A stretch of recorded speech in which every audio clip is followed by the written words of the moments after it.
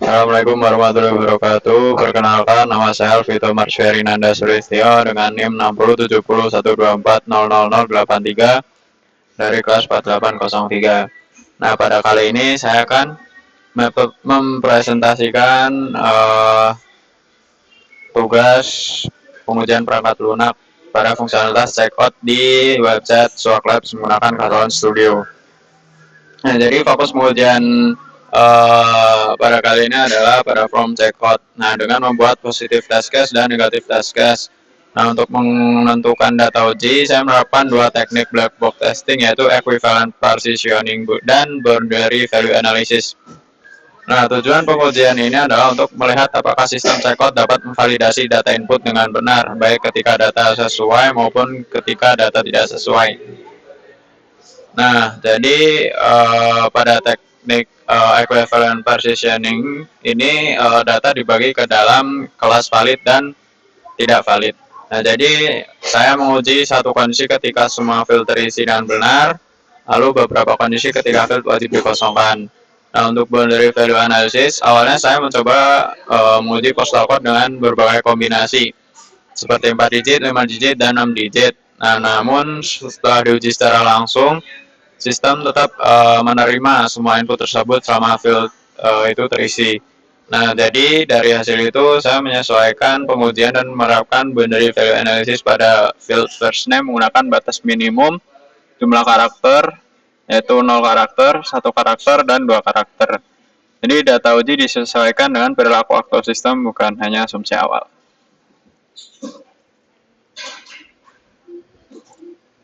Nah, lalu di sini sebelumnya saya sudah merecord semua dari test case 1 hingga test case 6.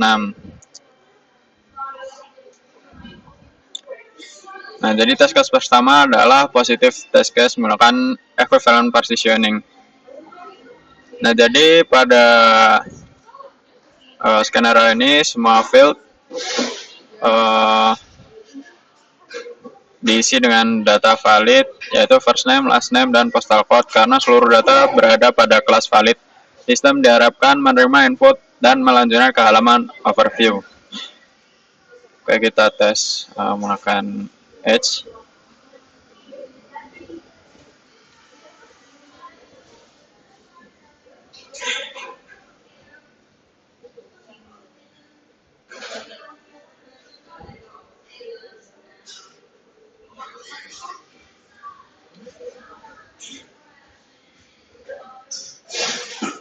Nah, terlihat di sini test case 1 EP positif berhasil atau pass. Nah, lalu selanjutnya yaitu negatif test case. Jadi pada skenario ini first step-nya dikosongkan, sedangkan file lain tetap diisi. Nah, kondisi ini termasuk kelas input tidak valid karena first name merupakan field wajib. Nah, oke, mari kita jalankan lagi.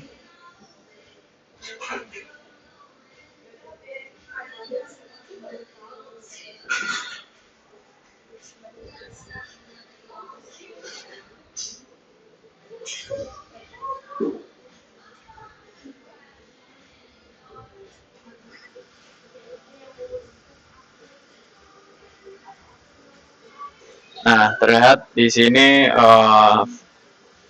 terdapat pesan error first name is required. Jadi memang dari sistem website-nya ini tidak menerima field kosong. Terus juga di progres ini TC02 juga dinyatakan berhasil. Nah, lalu selanjutnya yaitu TC03 yaitu WP negatif di postal code yang kosong. Oke, langsung kita run lagi.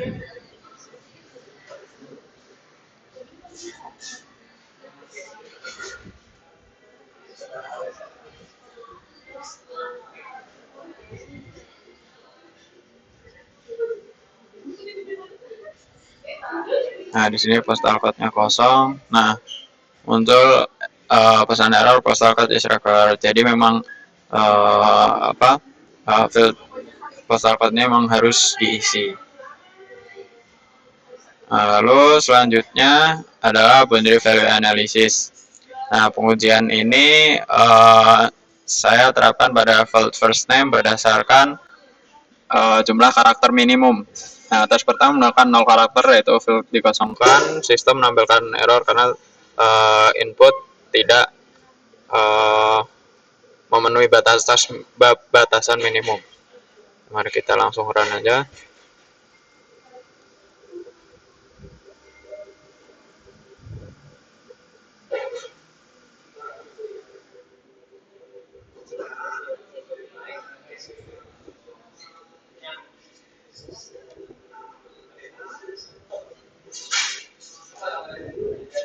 Nah, di sini muncul pesanan first name is required. Jadi memang di tes pertama BVA ini error karena tidak diisi atau tidak memenuhi batasan minimum. Lalu selanjutnya menggunakan BVA satu karakter atau input valid, input minimum.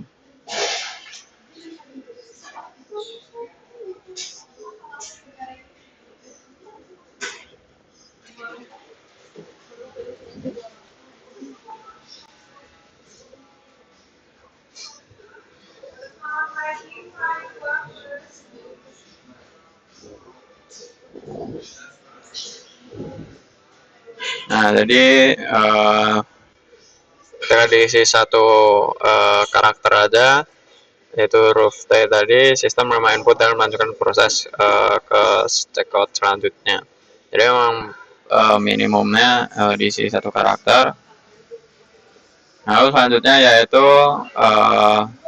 EC06, yaitu diisi dengan 2 karakter atau melebihi lebih batas dari minimum, itu ngisi 2 karakter.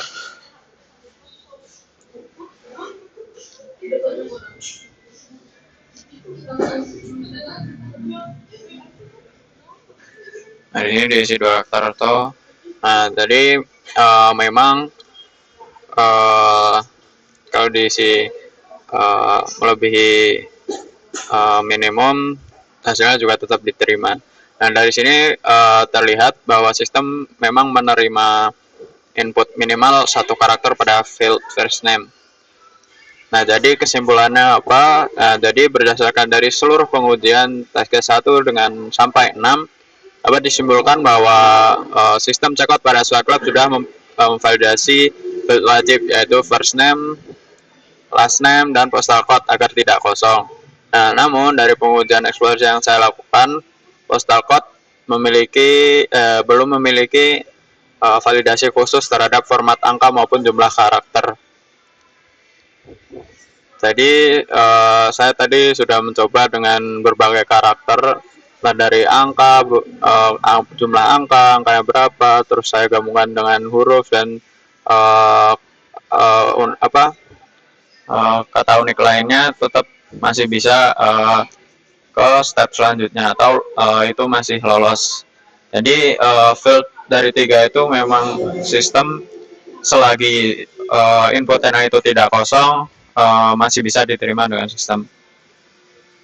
Nah, jadi dari tugas ini dapat disimpulkan bahwa penerapan equivalent positioning dan boundary value analysis membantu menentukan data uji secara terstruktur hingga pengujian menjadi lebih sistematis dan sesuai dengan kondisi nyata aplikasi. Terima kasih dari saya. Assalamualaikum warahmatullahi wabarakatuh.